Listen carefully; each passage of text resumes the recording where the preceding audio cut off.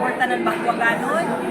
Laong Manila, very first time ini nahitabo na grabe gid kabibo amura ng fiesta ug dili gid ini magmalampuson kun wayaan kooperasyon ug suporta ng atong mga Bakwaganon. Kay grabe mo kahapon gikan pa lamang sa welcome abot kita dito ang atong upan beneficiaries 1,250 ra pero ani tambong sobra gid 3,000 kay uyay labot pa atong dito naglinya ng mga Bakwaganon yan iban sa atin.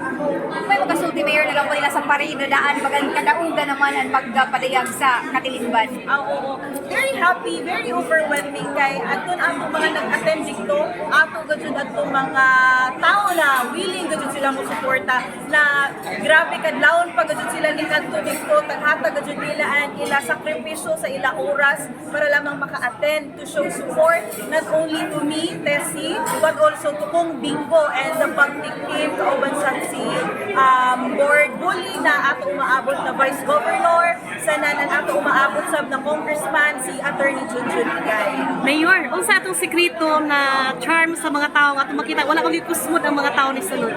Ay, kuhan naman, ato ra gud ipakita sa ila kung puno kita and ato genuine na heart to help them in times of if magkinahanglan sila sa ato, we just have to be ourselves. We don't need to be plastic, we don't need to be showy.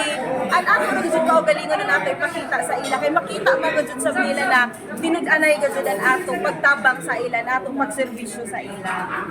Reaction